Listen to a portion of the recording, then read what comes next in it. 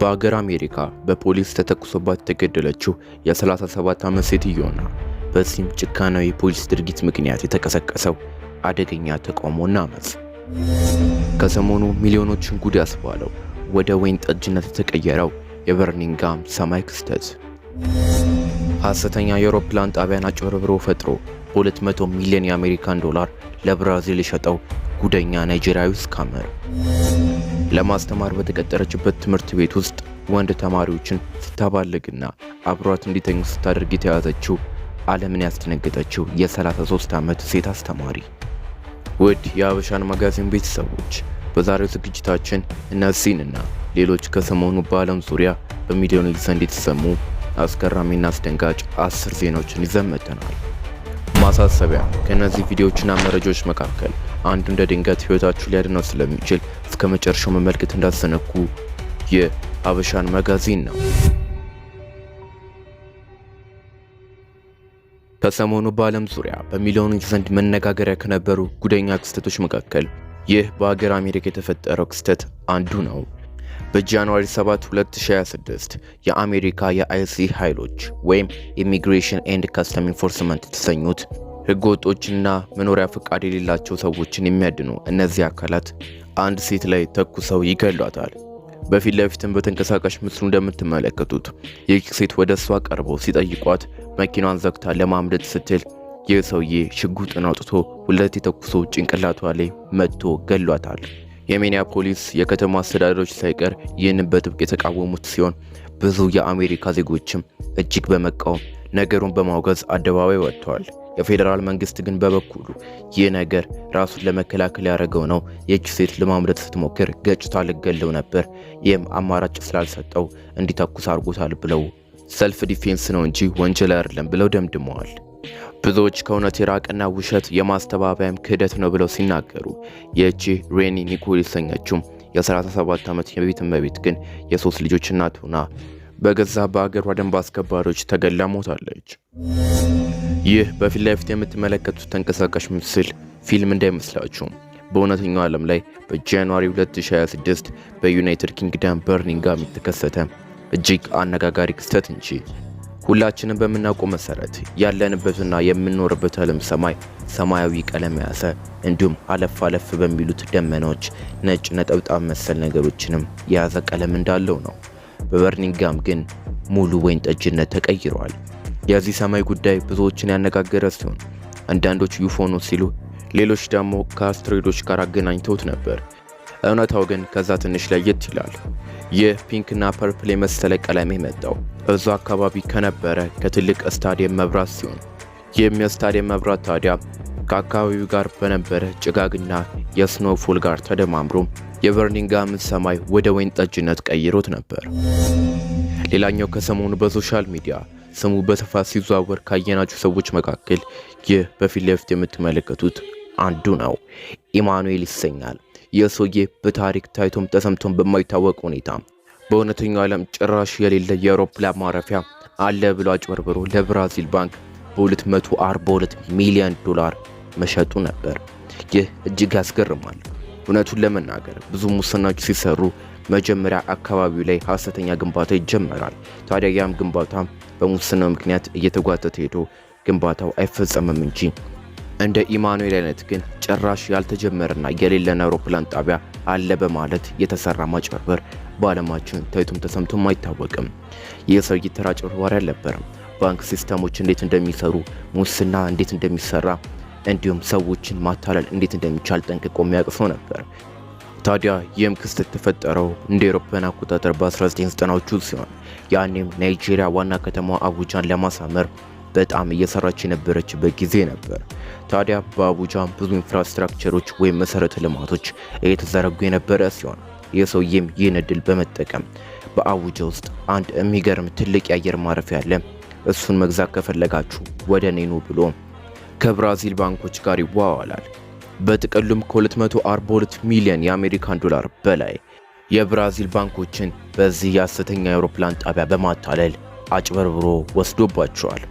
ይህ የተባነነበት በስተመጨረሻ የብራዚል ባንክ ለሌላ ባንክ ሲሸጥ የተለዩ ኦዲተሮች መጥተው ነገሩን ሲያጣሩ እንዲሁም ለናይጄሪያ ባለስልጣናት ደውለው ነገሩን ሲጠይቋቸው አረ እንደዚህ የሚባል አውሮፕላን ጣቢያ የለም ብለው ሲነግሯቸው ነበር ይህ ሰውዬ በቁማቸው እንደሸጣቸው የተረዱት። ታዲያ ይህም ሰውዬ ከብዙ ክትትል በኋላ እንደ አውሮፓውያን አቆጣጠር በ2005 በፖሊስ ቁጥጥር ስር የዋለ ሲሆን የ25 ዓመት እስራትም ተፈርዶበት ነበር። ነገር ግን ትንሽ ዓመታትን ከታሰረ በኋላ ወዲያውኑ ከእስር ቤት ወጥቷል። በአሁኑ ሰዓትም ነፃ ሰው ነው። ይህቺ በፊት ለፊት የምትመለከቷት ሴትዮ ከሰሞኑ ያደረገችው የዓለምን ሕዝብ ጉድ ያስባለ ነበር። ናኦሚ ቴኪያ ትሰኛለች። የ33 ዓመት በአውስትራሊያ የምትኖር ሙዚቃ አስተማሪ ነች። ታዲያ ይህች ሴት ብታምኑ ባታምኑ ከ13 እስከ 16 ዓመት ያሉ ታዳጊዎችን በዋነኝነት ደፍራለች። ይህ ብቻ እንዳይመስላችሁ አንዴ ሳይሆን በተደጋጋሚ ተማሪዎችን በማባለግና አብራት እንዲተኙ በማድረግ ተጠርጥራ ፖሊስ በቁጥጥር ስር አውሏታል። ለምን ይህ እንዳደረገች ስትጠየቅም ምንም የሰጠችው ምላሽ የለም። በትምህርት ቤት ውስጥ ልጆቻቸውን የሚያስተምሩ ወላጆችም እጅግ በነገሩ የተቆጡና የተናደዱ ሲሆን ትምህርት ቤቱን በአሁኑ ሰዓት ብዙ ጥያቄ እየተነሳበት ይገኛል። በዓለም ዙሪያ በሴቶችም በወንዶችም በተለያዩ ጾታዎች የመድፈርና የጾታዊ ጥቃቶች የሚካሄዱ ሲሆን ይህም ነገር ፈጽሞ መወገዝ እንዳለበትም ተነግሯል። የዚች ሴት ታሪክ ግን እጅግ የሚገርመው አንዴ ሳይሆን በተደጋጋሚ ተማሪዎቹ ላይ ይህንን ጥቃት መፈጸሟ ነበር። ያሳዝናል። ሌላኛው ከሰሞኑ እጅግ መነጋገሪያ ከነበሩ ርዕሰ ጉዳዮች መካከል በቬንዙዌላ የተነሳው ቀውስ አንዱ ነበር። ኒኮላስ ማዱሮ በአሜሪካ መታገቱና ወደ አሜሪካም ተወስዶ መታሰሩ ብዙዎቻችሁ የምታውቁት ዜና ነው። ታዲያ ከዚህም በኋላ በአሁኑ ሰዓት ዴልሲ ሮድሪጌዝ የተሰኘች ምክትል ፕሬዝዳንት ሆና እያገለገለች ያለ ሲሆን በአሜሪካና በተለያዩ ሀገራት የሚኖሩ በተለይ በምዕራብ ሀገራት የሚኖሩ ቬንዙዌላውያን ይህንን ነገር ፈጽመው የደገፉ ሲሆን ሌሎች ግን ተቃውሞታል። የቬንዙዌላንም ክብር የሚነካ ነው ብለውታል።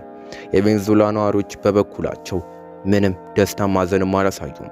ከተማዋ ጸጥ ረጭ እንዳለችም እየተነገረ ይገኛል። የሚሆነበት ምክንያት ኒኮላስ ማዱሮን ምንም ያህል ቢጠሉት ከሱ በኋላ ግን ከሱ የባሰ መሪ እንዳይመጣ በመፍራት ሲሆን እንዲሁም በአካባቢው ላይ ሽጉጥ ይዘው ሲዞሩ የነበሩ ሽፍቶችም ኒኮላስ ማዱሮ ደጋፊዎችም እንደታዩ ተነግሯል። እነዚህ ሰዎች ደስታቸውን ቢገልጹም በእነዚህ ሽፍቶች ሊጠቁ ይችላሉ። ይህ ብቻ አይደለም። የአገሪቱ በሚሊዮን የሚቆጠረው ሕዝብ ኒኮላስ ማዱሮ ጠፋ መጣ ግድ አይሰጠውም። በአሁኑ ሰዓት በሚሊዮን ለሚቆጠሩ ቬንዙዌላውያን ትልቅ የራስ ምታትና ችግር የሆነባቸው የኑሮ ውድነቱና የመሰረታዊ ፍላጎትና ሸቀጣሸቀጥ ዋጋ ነው። ይህ በፊት ለፊት የምትመለከቱት ተንቀሳቃሽ ምስል ከሰሞኑ በዓለም ዙሪያ በሚሊዮኖች ዘንድ የታየ ነው። ይህ በፊት ለፊት የምትመለከቱት የዓመት ወጣት ለክሪስማስ ብሎ ከ14 ዓመት ሴት ልጅ ጋር በምሽት በሞተር ሲነዳ ታይቷል። ፖሊሶችም ወዲያውኑ ይዘውት እሱን ወደ ፖሊስ ጣቢያ እሷንም ቤተሰቦቿ ጋር ደውለው አስረክበዋታል። ነገሩም የተፈጠረው በሀገረ ማሌዥያ ሲሆን ማሌዥያ እጅግ ጥብቅ ቁጥጥርና ሕግ ካላቸው ሀገራት መካከል አንዷ ነች። በሀገረ ማሌዥያ ከ16 ዓመት በታች ከሆኑ ሕፃናት ጋር ወሲብ መፈጸም እንደ መድፈር የሚታይ ሲሆን ፈለጉም አልፈለጉም እነዚህ ልጆች መንካት እስከ 20 ዓመትና 25 ዓመት ሊያሳስር ይችላል። ኢቭን ምንም ሳታረጉ እንኳን በከተማዋ ላይ አምሽታችሁ እንዲሁም 20 ዓመት 25 ዓመት የሆኑ ከ16 እና ከ17 ዓመት ልጆች ጋር ሲታዩ እንደ ወንጀል የሚታይ ነው። ምክንያቱም ከ18 ዓመት በታች ያሉ ሕፃናት ናቸው። ታዲያ ይህም የ20 ወጣት ምናልባት ከዚች ከ14 ዓመት ልጅ ጋር ምንም ላይፈጽም ይችላል። ነገር ግን ወላጆቿ አብሯት ሳይሆኑ ብቻዋን ከሱ ጋር በሞተር ላይ በማታ በመታየቷ ብቻ እሱ ወደ ፖሊስ ጣቢያ ገብቷል። ሌላኛው በዓለም ዙሪያ እጅግ መነጋገሪያ ከነበሩ ክስተቶች መካከል በሀገረ ሩሲያ የተከሰተው ይህ አደጋ አንዱ ነበር። ነገሩ የተፈጠረው በሀገረ ሩሲያ ሲሆን አንድ የግል ሄሊኮፕተር ዝቅ ብሎ እያበረረ ሳለ ድንገት ከኬብል ጋር ይጋጫል። ታዲያ በዚህም ምክንያት በዚህ ኬብል ካር ሲገለገሉ የነበሩ 2 ወንዶች ተፈጥፍጠው ሕይወታቸውን አጥተዋል። በዋነኝነትም የሄሊኮፕተሩ ጥፋት እንደሆነ እየተነገረ ያለ ሲሆን ምክንያቱ ደግሞ ሄሊኮፕተሮች በዋነኝነት ከፍ አድርገው እንዲያበርሩ የሚመከር ሲሆን ዝቅ ብለው ካበረሩ ከተለያዩ ነገሮች ጋር እንዳይጋጩና አደጋ እንዳይፈጥሩ በዋነኝነት በከፍታ ማብረር እንዳለባቸው የሚደነግግ ሕግ አለ። ይህ ሰውዬ ግን ይህንን ተላልፎ በእነዚህ 2 ሰዎች ላይ አደጋ አድርሷል። ሌላኛው ብዙዎችን ጉድ ካስባሉ ተንቀሳቃሽ ምስሎች መካከል ይህ በፊት ለፊት የምትመለከቱት የህንዳዊ ሌባ ድርጊት አንዱ ነበር። በሀገረ ህንድ ቤት ውስጥ ባለቤቶች ሁሉም በማለት በኩሽና በኩል ባለው አየር ማስወጫ በኩል ወደ ቤት ውስጥ ለመግባት ሲሞክር ድንገት አየር ማስወጫ ውስጥ ሰውነቱ ተሰንቅሮ ይቀራል።